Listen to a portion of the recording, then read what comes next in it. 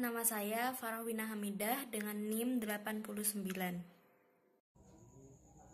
Perkenalkan, saya Tandria Oktaviana, NIM 92. Saya Novia Hilda Oktavia Manalu, NIM 19211000095. Perkenalkan, nama saya Kintara Aulia Faradisa, NIM 98. Assalamualaikum warahmatullahi wabarakatuh. Kami dari kelompok 7 akan menjelaskan mengenai pasar oligopoli. Yang pertama, saya akan menjelaskan terlebih dahulu pengertian dari pasar oligopoli. Apa sih pasar oligopoli itu? Pasar oligopoli adalah pasar yang terdiri dari beberapa perusahaan yang menghasilkan seluruh atau sebagian output dari pasar. Ada kalanya pasar oligopoli itu terdiri dari dua perusahaan atau biasa yang disebut dengan duopoli. Kemudian, apa saja kira-kira yang menimbulkan terbentuknya pasar oligopoli itu? Ternyata ada 7 sebab yang menimbulkan terjadinya atau terbentuknya pasar oligopoli. Yang pertama, adanya produsen yang bergerak dalam skala besar sehingga hanya ada beberapa produsen saja. Dalam artian, perusahaan yang ada di dalam pasar oligopoli itu tidak lebih sedikit dari perusahaan yang ada di pasar monopoli dan tidak lebih banyak dari perusahaan yang ada di pasar monopolistik maupun pasar persaingan sempurna. Dalam hal ini, pasar oligopoli itu bergerak juga dalam skala yang besar. Contohnya, perusahaan mobil, perusahaan semen, kemudian perusahaan sepeda motor, maupun perusahaan rokok, dan lain-lain. Kemudian yang kedua, yaitu memiliki investasi yang besar untuk dapat masuk dalam industri ini. Artinya, apabila suatu perusahaan ingin menjadi bagian dari pasar oligopoli, maka perusahaan tersebut harus memiliki investasi yang besar. Dikarenakan memang pasar oligopoli itu bergerak dalam skala yang besar sehingga juga membutuhkan biaya yang besar. Kemudian yang ketiga, memiliki hubungan yang baik dengan pelanggan atau memiliki hubungan yang khusus dengan pelanggan. Dalam artian, setiap pasar pastinya memiliki hubungan yang khusus dengan pelanggan. Diharapkan dengan adanya hubungan ini, maka pelanggan atau konsumen dapat menerima dengan mudah produk yang dikeluarkan oleh suatu perusahaan. Yang keempat, yaitu menguasai pasar dan mengawasi pasar. Dalam artian, pasar oligopoli itu akan dikatakan seimbang apabila perusahaan yang ada di dalam pasar oligopoli tidak hanya menekankan pada sisi dimensi waktu saja, namun juga menekankan pada sisi kompetisi. Selain itu, perusahaan yang ada di dalam pasar oligopoli tidak hanya memiliki kemampuan untuk mengatur output dan juga harga, namun memiliki kemampuan untuk memprediksi perilaku pesaing. Dengan kata lain, menguasai pasar dan mengawasi pasar. Kemudian yang kelima, yaitu ditunjuk oleh pemerintah. Yang keenam, yaitu adanya hak paten. Dan yang terakhir, yaitu adanya kompleksitas manajemen. Artinya, struktur pasar oligopoli itu berbeda dengan ketiga struktur pasar sebelumnya, yaitu pasar persaingan sempurna, pasar monopoli, maupun pasar monopolistik. Struktur dari pasar oligopoli itu ditandai dengan adanya kompetisi harga maupun non-harga, sehingga perusahaan yang ada di dalam pasar oligopoli harus cermat untuk memperhitungkan segala keputusan yang diambil agar tidak merugikan perusahaan pesaing. Oleh karena itu, kemampuan yang dimiliki oleh perusahaan tidak cukup untuk dapat bertahan dalam pasar oligopoli. Namun, perusahaan juga harus memiliki kemampuan untuk manajemen yang sangat baik agar dapat bertahan dalam pasar oligopoli yang notabene-nya memiliki struktur persaingan yang kompleks. Ciri-ciri pasar oligopoli, yaitu yang pertama, terdapat beberapa produsen. Jika pada pasar persaingan sempurna memiliki banyak produsen, dan pada pasar monopoli memiliki satu produsen, maka pada pasar oligopoli hanya terdapat beberapa produsen saja. Lalu yang kedua, jenis produk yang dijual homogen atau terdiferensiasi. Yang ketiga, sulit dimasuki oleh produsen baru. Hal ini karena memasuki pasar oligopoli dibutuhkan modal yang besar, dan rata-rata produk yang telah ada di dalam pasar oligopoli telah banyak dikenal oleh masyarakat atau konsumen, sehingga sulit bagi produk baru untuk masuk dan untuk dikenal oleh masyarakat. Yang keempat adalah pengambilan keputusan yang saling mempengaruhi. Keputusan setiap produsen dalam pasar dapat saling mempengaruhi terhadap keputusan produsen yang lain, baik yang ada di dalam pasar maupun yang berada di luar pasar. Yang kelima, harga tidak mudah berubah. Karena produk yang ada dalam pasar oligopoli telah banyak dikenal masyarakat, maka produsen cenderung membeli harga yang stabil. Karena jika harga naik drastis, maka konsumen tidak akan tertarik dengan produk mereka. Lalu yang keenam, terdapat satu pemimpin pasar. Karena keputusan antar produsen saling bergantung, maka biasanya terdapat satu perusahaan yang menjadi pemimpin yang lainnya. Biasanya adalah perusahaan yang paling besar dari pasar tersebut. Lalu yang ketujuh, kompetisi non-harga. Dalam pasar oligopoli, kompetisi non-harga menjadi yang utama, seperti kompetisi iklan, kompetisi pelayanan, serta kompetisi brand atau citra perusahaan. Selanjutnya adalah jenis-jenis pasar oligopoli. Pasar oligopoli dibedakan menjadi dua jenis. Yang pertama yaitu oligopoli murni. Jenis ini merupakan pasar oligopoli yang menawarkan barang yang homogen atau identik. Contohnya pasar semen. Lalu yang kedua adalah oligopoli diferensial, yaitu jenis pasar oligopoli yang menawarkan barang yang dapat dibedakan.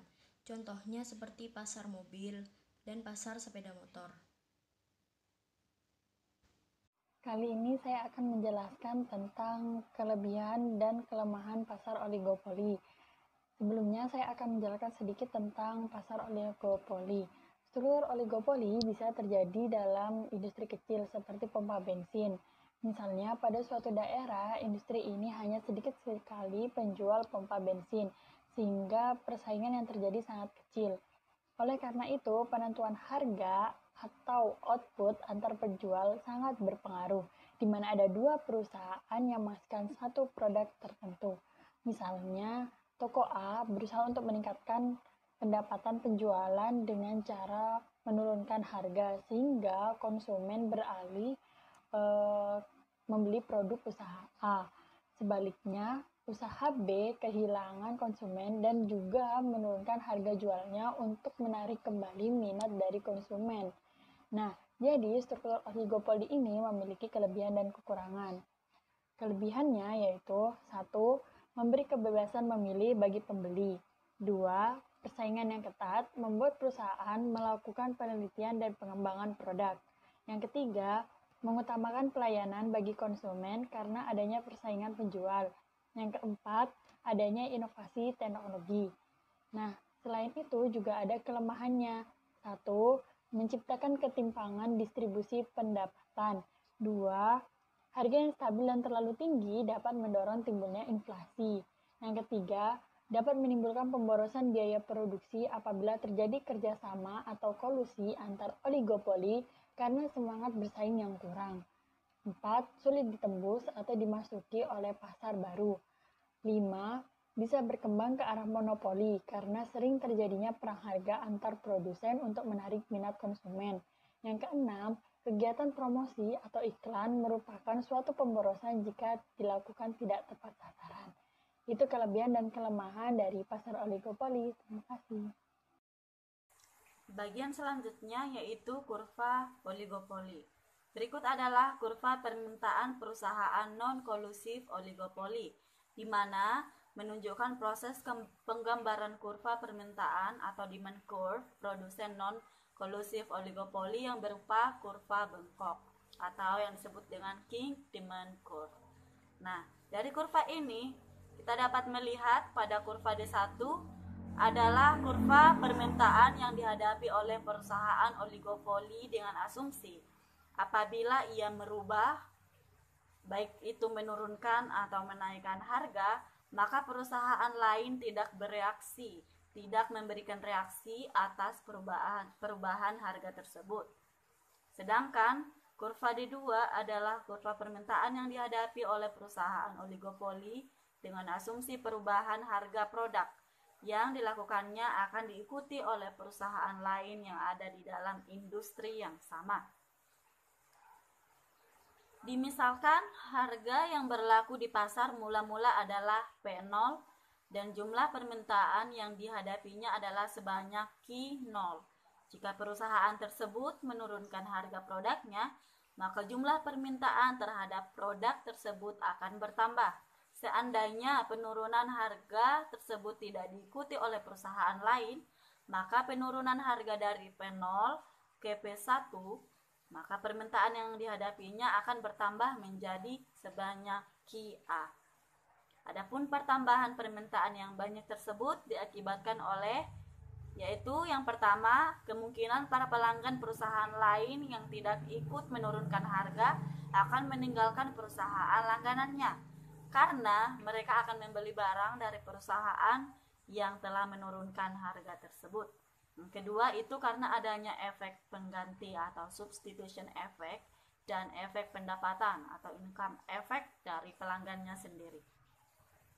Namun, kita perhatikan lagi apabila perusahaan-perusahaan yang lain dalam pasar oligopoli tersebut ikut menurunkan harga atas penurunan harga yang telah dilakukan oleh perusahaan yang pertama sebesar QB, maka itu juga kenaikan permintaan terhadap produk perusahaan tersebut. Kenaikan ini hanya disebabkan oleh substitution effect dan income effect dari pelanggannya. Sebaliknya, jika perusahaan oligopolis tersebut menaikkan harga produknya menjadi P2, sedangkan perusahaan lain tidak ikut menaikkan harga produk yang dijualnya dan tetap menjualnya dengan harga P0, maka perusahaan yang menaikkan harga tersebut akan kehilangan banyak pelanggan dan jumlah barang yang dapat dijual hanya sebesar QD. Tetapi jika perusahaan lain yang ada di pasar juga ikut menaikkan harga, maka perusahaan yang pertama kali menaikkan harga itu tidak akan kehilangan pelanggannya. Oleh karena itu, ia akan dapat menjual produknya sebanyak QC. Dengan asumsi bahwa suatu perusahaan tidak ingin kehilangan pelanggannya dan akan merasa gembira apabila mendapat pelanggan yang baru, maka perusahaan oligopoli tersebut akan berperilaku sebagai berikut, yaitu mereka akan ikut menurunkan harga apabila ada perusahaan di dalam pasar yang menurunkan harga produknya agar tidak kehilangan banyak pelanggan. Nah, yang kedua, mereka tidak akan ikut menaikkan harga apabila perusahaan lain menaikkan harga yang dijualnya. Karena jika harga penjualan produknya tidak ikut dinaikkan, mereka akan mendapat tambahan pelanggan dari perusahaan yang telah menaikkan harga tersebut. Baiklah, kita menuju kurva pemaksimuman keuntungan perusahaan dalam pasar non-kolusif oligopoli. Berikut adalah kurva penentuan profit maksimum non-kolusif oligopoli. Jika biaya marginal cost mula-mula yang dihadapi oleh seorang produsen oligopoli adalah MC0, maka agar diperoleh keuntungan maksimum, perusahaan harga beroperasi pada tingkat output, di mana MC0 sama dengan MR. Dalam kondisi yang demikian ini, jumlah output yang harus diproduksi adalah sebanyak Q dengan jumlah harga jual adalah sebanyak P. Seandainya terjadi perubahan biaya produksi, yaitu biaya produksi mengalami kesulitan ataupun mengalami kenaikan, maka hanya biaya marginalnya akan menjadi MC1 yang masih berada pada kurva MR yang diskontinu, yaitu pada A1, pada A2, dan juga keuntungan maksimum masih tetap dicapai oleh perusahaan tersebut pada tingkat harga P dan jumlah outputnya adalah sebanyak Q. Kondisi yang sama juga akan terjadi bila terjadi penurunan biaya produksi dan biaya marginalnya berubah menjadi MC2. Jadi selama kurva MC memotong kurva MR yang diskontinu A1, A2, maka tingkat harga dan jumlah output yang diproduksi perusahaan oligopoli tersebut tidak akan mengalami perubahan. Nah, jadi dapat disimpulkan dalam pasar oligopoli di mana perusahaan-perusahaan yang ada di dalam pasar tidak melakukan kolusi di antara mereka, maka tingkat harga bersifat rigid atau yang disebut dengan sulit mengalami perubahan. Ia cenderung untuk tetap bertengger pada kondisi yang ditetapkan semula. Kemudian yaitu model permintaan yang patah. Nah, yang telah disebutkan sebelumnya pada gambar yang pertama yaitu kurva permintaan yang patah atau King Demand Model. Nah, berikut adalah bentuk gambarnya. Kita perhatikan kurva MR itu sama dengan pada titik C, F, G, N. Dan kurva D itu sama dengan pada titik C, E, J.